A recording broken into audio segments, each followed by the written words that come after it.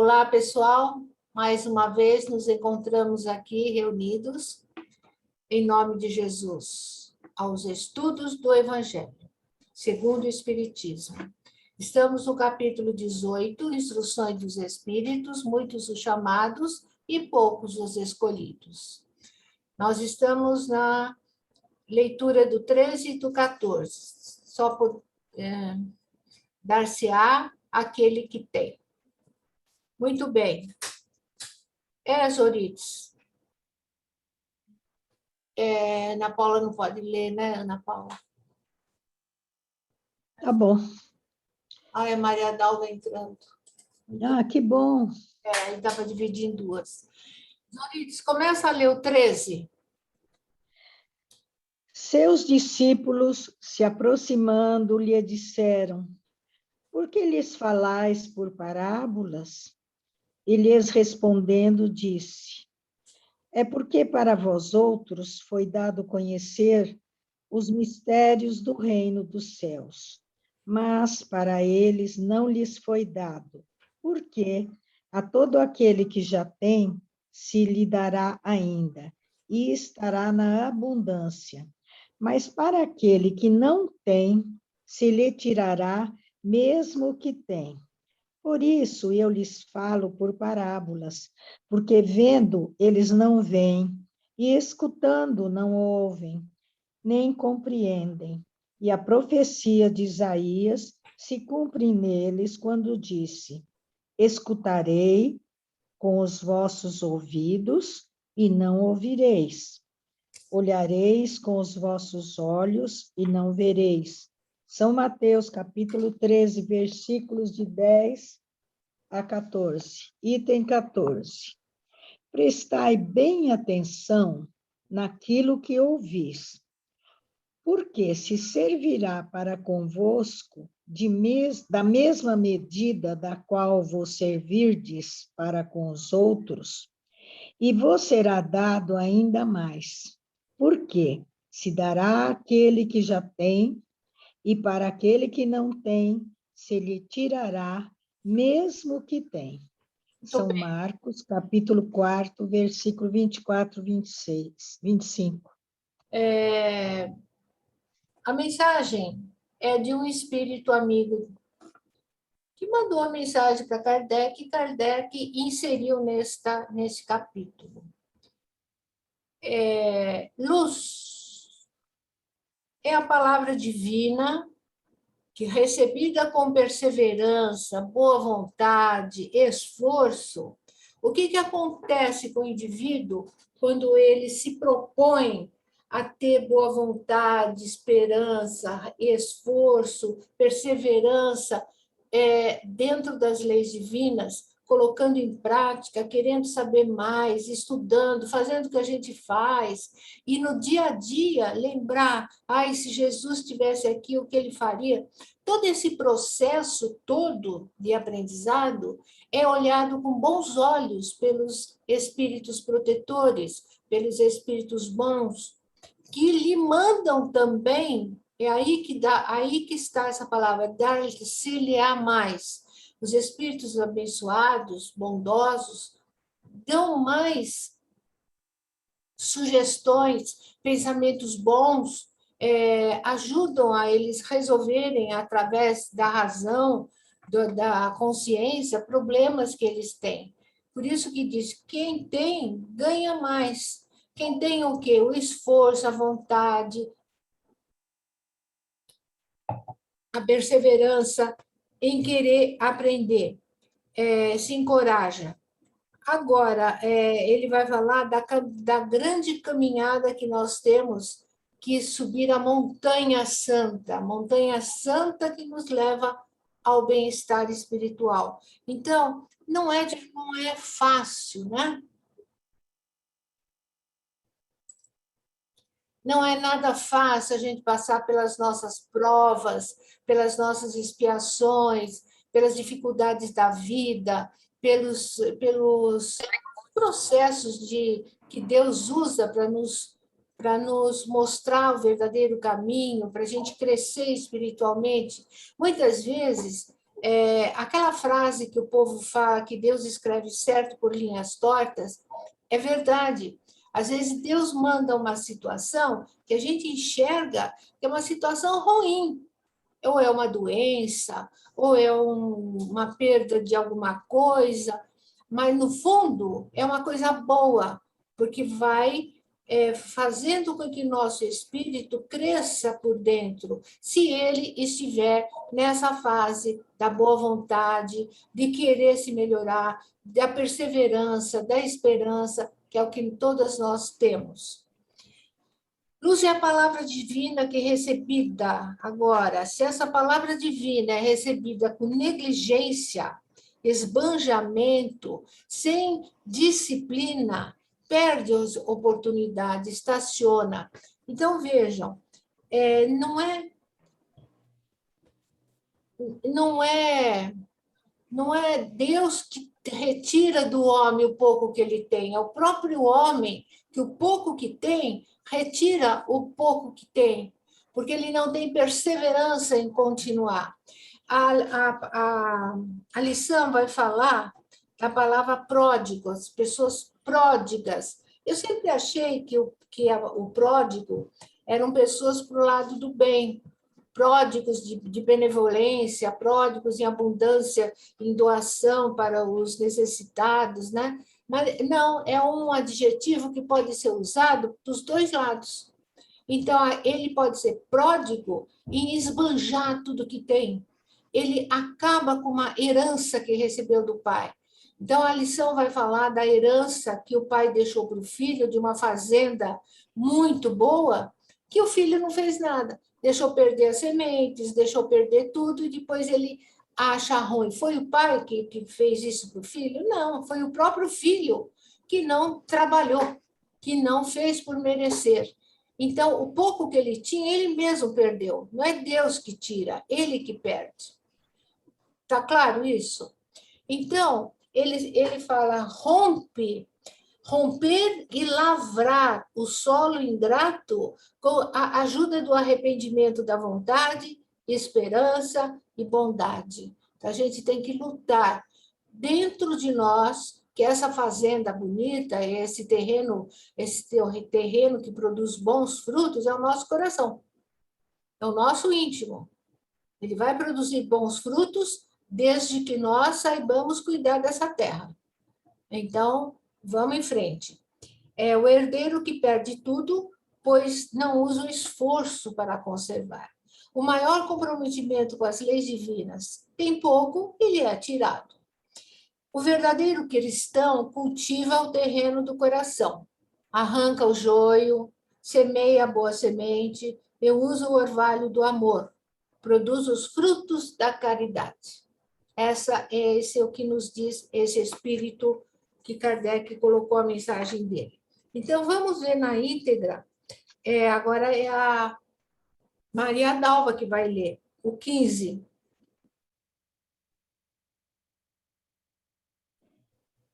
15.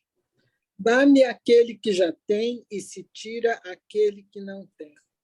Meditai estes grandes ensinamentos que frequentemente vos pareceram paradoxais. Aquele que recebeu é o que possui o sentido da palavra divina. Não a recebeu senão porque tentou dela se tornar digno. Se o Senhor, em seu amor misericordioso, encoraja os esforços que tendem ao bem. Estes esforços firmes, perseverantes, atraem as graças do Senhor. É um ímã que chama para si as melhoras progressivas, as graças abundantes, que vos tornam fortes para escalar a montanha santa, no cume da qual está o repouso depois do trabalho. Você quer comentar alguma coisa sobre isso? Não, Carmen. Está claro, né? Eu acho que Então, continua lendo. Bem explícito. Tira-se aquele... Primeiro foi o dá-se. Dá-se aquele que já tem. Agora o segundo. Tira-se aquele que nada tem ou que tem pouco. Tomai isto como uma oposição figurada. Deus não retira às criaturas o bem que se dignou fazer-lhes. Homens cegos e surdos, abri as vossas inteligências e os vossos corações. Vede pelo vosso espírito, ouvi pela vossa alma, e não interpreteis de maneira tão grosseiramente injustas as palavras daquele que fez resplandecer aos vossos olhos a justiça do Senhor. Não é Deus quem retira daquele que havia recebido pouco. É o próprio Espírito, ele mesmo, que, pródigo e negligente, não sabe conservar o que tem e aumentar na fecundidade o óvulo que lhe caiu no coração. Vendo? É aí que Tem ela o que você explicou. pródigo e negligente. E eu achei que havia algo que não estava bem, fui atrás do pródigo, né? Quantos anos que eu leio isso, agora que o pródigo pulou assim. Então, dissipar seus bens, gastar mais do que tem. Ele acabou com tudo que tinha. Foi ele mesmo. Continua, Maria Dalva. Aquele que não cultiva o campo que o trabalho de seu pai lhe ganhou e o qual ele herda, vê esse campo se cobrir de ervas parasitas. É seu pai quem lhe toma a colheita que não quis preparar? Se deixou as sementes destinadas a produzir nesse campo, mofar por falta de cuidado, deve acusar seu pai se elas não produzem nada? Não, não. Em lugar de acusar aquele que tinha tudo preparado para ele, de retomar seus dons, que acuse o verdadeiro autor das suas misérias, e que então, arrependido e ativo, se lance à obra com coragem, que rompa o solo ingrato com o esforço da sua vontade, que o lavre a fundo com a ajuda do arrependimento e da esperança, que nele jogue com confiança a semente que tiver escolhido como boa dentre as más, que a regue com o seu amor e a sua caridade. Que Deus, o Deus de amor e de caridade, dará àquele que já recebeu. Então ele verá os seus esforços coroados de sucesso, e um grão produzir 100, e um outro 1000. Coragem, lavradores, tomai as vossas grades e as vossas charruas, lavrai os vossos corações, arrancai dele o joio, semeai aí a boa semente que o Senhor vos confia, e o orvalho do amor o fará produzir os frutos da caridade. Um Espírito Amigo, Bordeaux, 1862. Eu acho maravilhosa essa lição. Nos dá uma força por dentro para continuar estudando. E mesmo aqui nessa última parte, esse último parágrafo aqui do 15, né, é um alento, assim, ó, mesmo que você não cuidou bem no momento adequado, mesmo que você deixou mofar, mesmo, sabe, pega aquilo que ainda você tem e coloque toda a sua força ali que você vai conseguir, né, fazer aquilo frutificar e, de toda forma, ter um bom resultado com abundância. Muito bonita mesmo. É para a gente não desistir, né? Para a gente se manter. Não esmorecer, né? Não esmorecer, exato. Não esmorecer. Vamos em frente. Né? Isso. Sim. Essa passagem é muito linda. Há quantos anos nós lemos e a gente encontra, assim, mais ensinamentos, né? Arrancar o joio, os nossos defeitos, não repetir os nossos erros, né? Deus é misericordioso conosco, até demais. Mas se a gente repete o erro, não é Deus que está nos punindo, somos nós mesmos. Isso mesmo. Muito bonita essa lição. Bom, passemos para 16. Reconhece-se o cristão pelas suas obras. Agora é de Simeão, Bordeaux, 1863. Muitos falam, Senhor, Senhor. Não entrarão todos, mas só aqueles que fazem a vontade de meu Pai. Por quê? Como?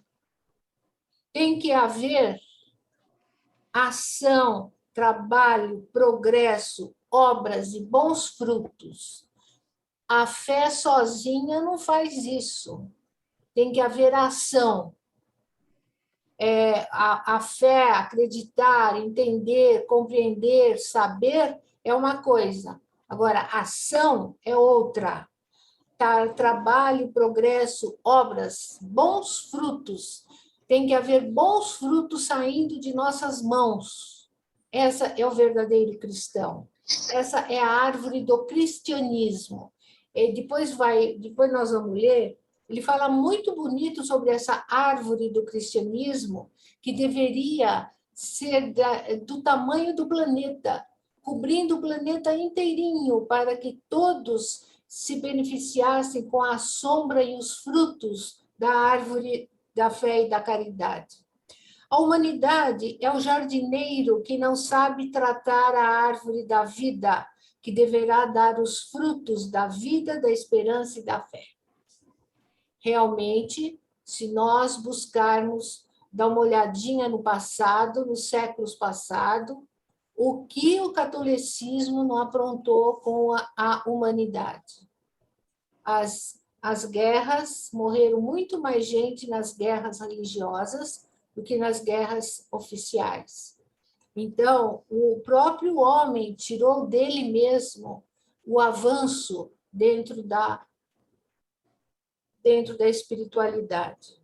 O viajor procura o fruto da esperança, que deve restituir a força e a coragem, coletando na árvore da vida, que é o amor. Responsabilidade grande de quem cuida dessa árvore. Vocês já pensaram? Vocês já pensaram a responsabilidade desses donos da igreja, donos das sabedorias, e que torceram, prevaricaram por seus interesses e não deram a oportunidade aos que não sabiam de conhecer a verdade? Muitos a mutilaram e seus frutos, ao invés de serem distribuídos, apodreceram. Cada indivíduo tem que dar sua cota de compreensão ao planeta, ao progresso do planeta. Cada uma de nós tem que fazer a sua parte. Nós estamos fazendo, né? Um pouquinho de cada vez, um tijolinho de cada vez. A gente está fazendo conosco, que é o principal, essa transformação interna, e dentro dessa transformação interna, automaticamente, nós estamos influenciando os que moram conosco. Já é outro passinho importante. E assim nós vamos, de pouquinho em pouquinho, um trabalho aqui, uma benfeitoria ali, uma caridade acolá, e a gente vai se moldando ao que Deus espera de nós. Então, eu vou pedir, vamos dividir isso daqui. Zorites, começa a ler 16, depois eu passo para Maria Dalva. Reconhece-se o cristão pelas suas obras. Aqueles que me dizem, Senhor, Senhor, não entrarão todos no reino dos céus, mas só aquele que faz a vontade de meu Pai que está nos céus. Escutai essas palavras do Senhor. Vós todos que repelis a doutrina espírita como uma obra do demônio. Abri os vossos ouvidos, pois o momento de ouvir chegou. Basta trajar a libré do Senhor para ser um fiel servidor? Basta dizer, eu sou cristão, para seguir o Cristo? Procurai os verdadeiros cristãos e vós os reconhecereis por suas obras. Uma árvore boa não pode produzir maus frutos. Nem uma árvore má pode produzir bons frutos. Toda árvore que não produz bons frutos é cortada e lançada ao fogo. Eis as palavras do Mestre. Discípulos de Cristo, compreendei-as bem. Quais são os frutos que deve produzir a árvore do cristianismo? Árvore poderosa, cujos ramos espessos cobrem com a sua sombra uma parte do mundo, mas que ainda não abrigaram todos aqueles que devem se reunir ao seu redor. Os frutos da árvore da vida são os frutos da vida, de esperança e de fé. O cristianismo, tal como o fez durante muitos séculos, prega sempre essas divinas virtudes, procura espalhar os seus frutos, mas quão poucos os colhem. A árvore é sempre boa, mas os jardineiros são maus. Eles quiseram conformá-la à sua ideia, quiseram modelá-la segundo as suas necessidades. Eles a cortaram, diminuíram-na, mutilaram-na. Seus ramos estéreis não produzem maus frutos, pois nada mais produzem. O viajor sedento que se detém sob sua sombra para procurar o fruto da esperança que deve lhe restituir a força e a coragem, não distingue senão ramos infecundos, fazendo pressentir a tempestade. Em vão, ele procura o fruto de vida na árvore de vida. As folhas caem secas, a mão do homem de tanto manejá-las queimou-as. E viu que, Continua? não, que comparação bonita que ele faz. Verdade. Muito lindo. Alva, continua. Abri, pois, os vossos ouvidos e os vossos corações, meus bem-amados. Cultivai essa árvore de vida, cujos frutos dão a vida eterna. Aquele que a plantou vos convida a cuidá-la com amor, e a vereis produzir ainda com abundância seus frutos divinos. Deixai-a tal como o Cristo vô-la deu. Não a mutileis, sua sombra imensa quer se estender sobre o universo. Não encurteis seus ramos. Seus frutos benfazejos caem em abundância para sustentar o viajor sedento, que quer atingir o objetivo. Não os colheis esses frutos para os guardar e os deixar apodrecer, a fim de que não sirvam a ninguém. Há muitos chamados e poucos escolhidos. Há assambarcadores do pão de vida, como os há frequentemente para o pão material. Não vos enfileireis entre eles. A árvore que produz bons frutos deve distribuí-los para todos. E depois procurar aqueles que estão sedentos. Conduzi-os sob os ramos da árvore e dividi com eles o abrigo que ela vos oferece. Não se colhem uvas dos espinheiros. Meus irmãos, distanciai-vos, pois, daqueles que vos chamam para vos apresentar as dificuldades do caminho, e segui aqueles que vos conduzem à sombra da árvore da vida. O divino Salvador, o justo por excelência, disse e suas palavras não passarão. Aqueles que me dizem, Senhor, Senhor, não entrarão todos no reino dos céus, mas só aqueles que fazem a vontade do meu Pai, que está nos céus. Que o Senhor de bênçãos, que o Senhor de bênçãos vos abençoe, que o Deus de luz vos ilumine, que a árvore de vida derrame sobre vós seus frutos com abundância. Crede e orai. Simeão Bordeaux, 1863. Sabe que eu lembrei, Maria Dalva, o trabalho que vocês fazem com as gestantes. Ah, tá. Vocês estão distribuindo frutos. Vocês estão acolhendo, estão abrindo consciências, estão ensinando, estão mostrando o verdadeiro caminho da humanidade. É um trabalho muito bonito que vocês fazem com as gestantes, né? Karen. E é uma pena que agora, né, nós não podemos fazer como a gente fazia antes, de ter as aulas presenciais e tudo, né? Mas dentro desse novo modelo possível, nós estamos fazendo. Mas, se Deus quiser, no ano que vem nós vamos poder retomar. Parece que sim, né? Parece. Nós vamos poder, se Deus quiser. Mas essa lição é muito bonita. Muito bonita mesmo. Qual é a mensagem que vocês têm?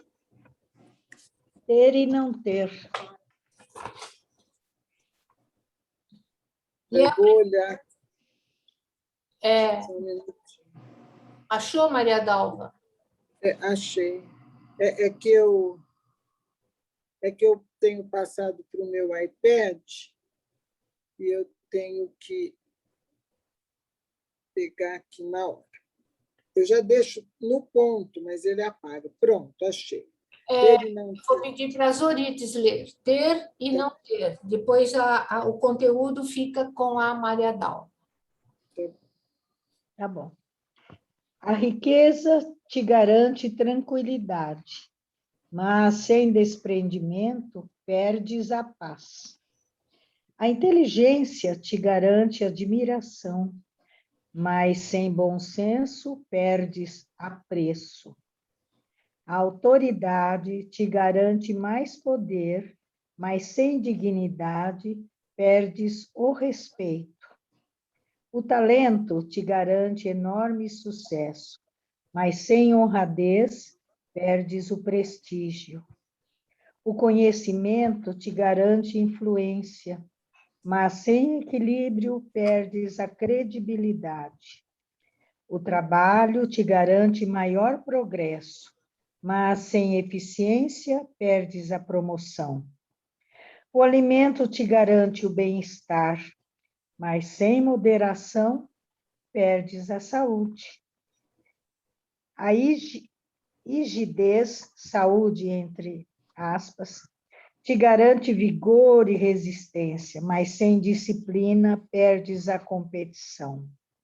Não adianta apenas possuir, é preciso ter o essencial ao espírito. A fé te garante a confiança em Deus, mas sem a consciência da renovação íntima, perdes a oportunidade da evolução espiritual. Renovação sempre, atualização dos nossos atos, das nossas obras, dos nossos pensamentos, do amor em geral, né, que a gente pode fazer a Deus e ao próximo como a nós mesmos. A gente nunca pode esquecer que Deus está dentro de nós. Ele sabe todos os nossos pensamentos, nossas intenções, nossas vontades. Não tem como esconder nada dele. Então, vamos ser sinceros, mais firmes, com coragem. Maria Dalva, conteúdo. Conteúdo. O edifício tem estilo. É funcional? O carro tem beleza. É seguro? O tecido tem estampa. É resistente? O livro tem capa atraente. É instrutivo? A casa tem fachada. É confortável? O alimento tem sabor. É saudável? A estrada tem atrativos. É transitável? O remédio tem apresentação. É eficiente? A aparência não resolve. O conteúdo é o que tem importância. Apresente-se como seguidor do Evangelho, mas não esqueça a transformação moral, exemplificando os ensinamentos do Cristo. O quadro pode ter a moldura mais vistosa. Conteúdo, conteúdo, o que importa é a obra de arte que ela contém. O quadro pode ter a moldura mais vistosa. O conteúdo, que é o que importa, é a obra de arte que ela contém, que a moldura contém. Claro. Acho que esse outro está errado, né? O conteúdo. Eu não sei, que é alguma coisinha assim alguma que está coisa certa aí. Para leitura, né? É a tela, não a moldura.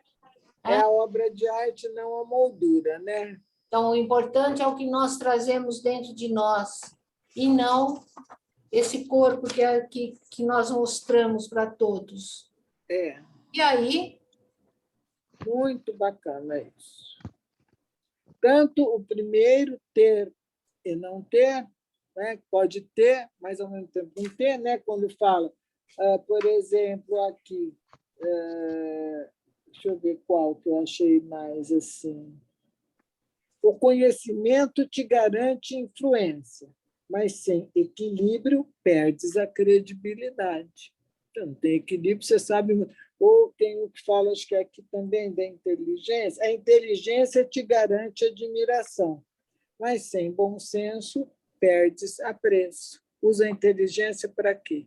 exatamente.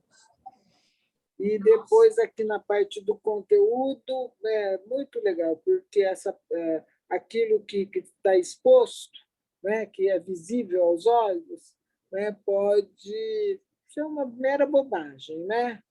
A casa bonita, né, mas ela é confortável, o alimento tem sabor, mas é saudável. Né? Quer dizer, isso aqui tudo do ponto de vista da matéria, mas aí a gente pode entender do ponto de vista da nossa espiritualidade. Né? Isso mesmo. É isso.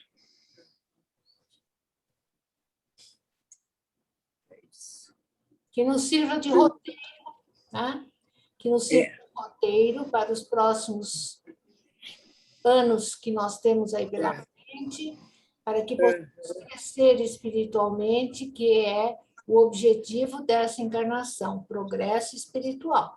Não esqueça. Aproveitemos todos os episódios que se nos apresentam para o crescimento espiritual. Estamos sempre em provas. Deus não descansa, não. Ele não tem pressa, e ele vai mandando, ele vai mandando. Então, é tudo com o objetivo de crescimento espiritual. Isso. Então, agradecemos a oportunidade desse trabalho e que possamos estar juntas novamente na próxima segunda-feira. Na próxima segunda-feira, dia 1º. Dia 1º. Dia 1 de novembro. Dia 1º de novembro, nós não vamos ter aula. Dia 8. Isso. Tá? Então, vai ser na outra, certo? Na 8 de novembro. Tá. Obrigada Tá a todas. Obrigada, Carmen.